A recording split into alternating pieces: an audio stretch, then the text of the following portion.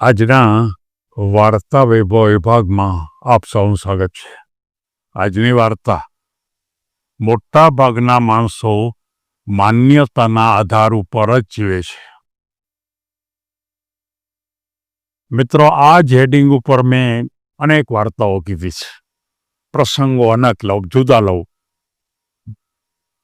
આજે મારે જે વાત કરવી છે એ હરણના અનુસંધાનમાં મારે વાત કરવી છે. એક બહુ મોટા પ્રાણી બાગમાં બે હરણો આવે છે.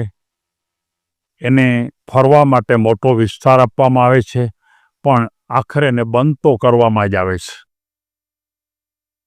કોઈક એક વૈજ્ઞાનિકના મનમાં પ્રશ્ન થયો કે આ હરણને પણ માન્યતા હોય છે ખરી? એટલે કે પશુઓ પણ માન્યતાના ધોરણ ઉપર જ જીવે છે ખરા? અને એ અનુસંધાને નક્કી કર્યું તો ખબર પડી કે એ પણ માન્યતાના આધારે જીવે છે. અને એ સમજાવવા માટે મારે એક નાની વાર્તા લેવી છે. હરણને જ્યારે રાખવામાં આવે ત્યારે એના પિંજરાની અંદર અમુક વિસ્તાર, અડધોક વિસ્તાર છે એટલામાં એને ફરવાની તક આપે, અને અડધા વિસ્તારમાં એકદમ કાચની દિવાલ ચણી લીધી. કાચના આખો પડદો જ નાખી દીધો, એટલે બીજી સાઈડમાં એ આવી જ ન શકે. એટલે હરણો ફરતા ફરતા અહીંયા આવે એટલે કાચારે ભટકાય એટલે પાછા વળી જાય. ફરી વાર હરતા ફરતા આવે એટલે કાચની હારે ભટકાય એટલે પાછા આવ્યા જાય. એનો એક પટ્ટો જ હતો, એક માનો બોર્ડર જેવી હતી કાચનો ઓલો રાખવાની. આખા વિભાગની અંદર પડખેથી કોઈ ખાનું પણ નહોતું કે બીજે જઈ શકે. અને આમ વારંવાર થાય, લગભગ એમ માનો કે 3-4 મહિના સુધી એક ધારું એને આ જ પ્રકારની વાત રાખી. ત્યાર પછી ખબર પડી કે હવે હરણ એ કાચ તરફ જતા જ નથી. કાચ તો હતા જ ત્યાં. પછી જે મનોવૈજ્ઞાનિક હતા એણે એમ કીધું, હવે કાચને તમે હટાવી લઈએ આપણે. અને કાચને હટાવી લીધા તો પણ એ હરણ એ બાજુએ જાય જ નહીં, ત્યાં સુધી પહોંચે જ નહીં. કારણ કે એને એમ જ માની લીધું કે અહીંયા કાચનો પડદો છે જ, કાચની દિવાલ છે જ. અને જો કાચની દિવાલ હોય તો પાછા ભટકાશે.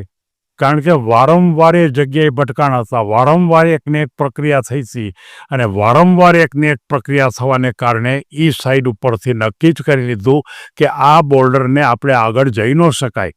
અને એ રીતે એણે પોતે નક્કી કર્યું.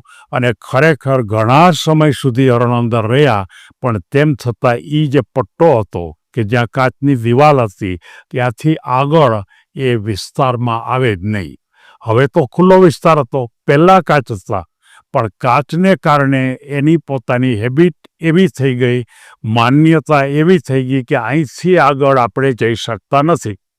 અહીંથી આગળ આપણે જવા માટે ગમે તેટલો પ્રયત્ન કરીએ તો પણ આપણે આગળ જઈ શકતા નથી. એટલે આપણે પાછું જવું પડે. પહેલાં તો ભટકાત હતા, પછી ધીમે ધીમે પણ ભટકાવાનું બંધ કર્યું, પણ અડીને પાછા આવતા રહીએ કે દિવાલ છે જ, પણ પછી તો અડવાઈ જ ન જાય. અને આ ભૂમિકા આપણને બતાવે છે કે પશુ પણ, એની પાસે બહુ બુદ્ધિની માત્રા પણ નથી.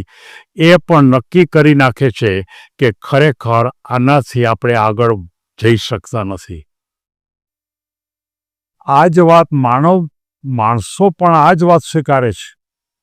કેટલીક વખત 1 કે 2 વખત સારા કામ કરી ન શકે, કોઈ પણ કામની અંદર નિષ્ફળ જાય એટલે પછી એવા જ પ્રકારના કામ કરવાથી એ પાછા વયા જાય છે.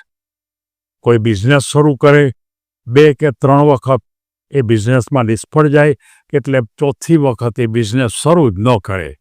હિંમત જ ન હાલે કે આપણે બિઝનેસમાં સફળ ન થાય. આ માન્યતા. કોઈ વિદ્યાર્થી, કદાચ એવા પણ આપણે જોયા છે કે કોઈ વિદ્યાર્થી એક પરીક્ષામાં 2 કે 3 વાર નાપાસ થાય, પછી એના મનમાં એમ જ થાય કે આપણે આ પરીક્ષામાં કોઈ બી પાસ થઈ શકીએ નહીં, આપણે ન જ થઈ શકીએ, પછી પ્રયાસ જ મૂકી દઈએ. કોઈ પર્વતારોહણ, પર્વત ઉપર ચડવા જતા હોય અને પર્વત ઉપર જાય અને તકલીફ ભોગવે અને પાછા આવે અને ચડી ન શકે, 2-3 વાર જાય પછી એમ કે હવે આપણે પર્વત ઉપર ચડી ન શકીએ. કોઈ પણ માન્યતા તમે તમારા મનમાં એકવાર બાંધો તો પછી એ માન્યતાના આધાર ઉપર જ તમે કામ કરો છો. એક વખત તમે ખબર પડે કે આ શાક આપણને ભાવતું નથી, બીજી વારે ભાવ્યું નહીં, ત્રીજી વારે ભાવ્યું નહીં, ત્યાર પછી ચોથી વાર, પાંચમી વાર શાક તમે લેશો નહીં. પણ આ બધી જ બાબતો, એક એક જીવનની બાબતો માત્ર ને માત્ર માન્યતાના આધાર ઉપર જ હોય છે. કેટલાક તો એવી માન્યતા પણ ધરાવતા હોય છે કે દાખલા તરીકે અમુક પ્રકારનું બુસ્કોટ પહેરીને જો આપણે કોઈ કામની શરૂઆત કરીએ તો આપણે કામમાં સફળ થતા નથી. કેટલાક વિદ્યાર્થીને મેં સાંભળ્યું છે કે હું જો આ બુસ્કોટ પહેરીને જાઉં તો મારું પેપર સારું ન જાય. એટલે કોઈ દિવસ 2 વાર 3 વાર બન્યું હોય એટલે પછી નક્કી જ કરી નાખે કે આ બુસ્કોટ પહેરીને પેપર દેવા કોઈ દી જવું નહીં. એટલે એ બુસ્કોટ પહેરીને પેપર દેવા ન જાય, ભલે બુસ્કોટ બહુ સારો હોય તોય.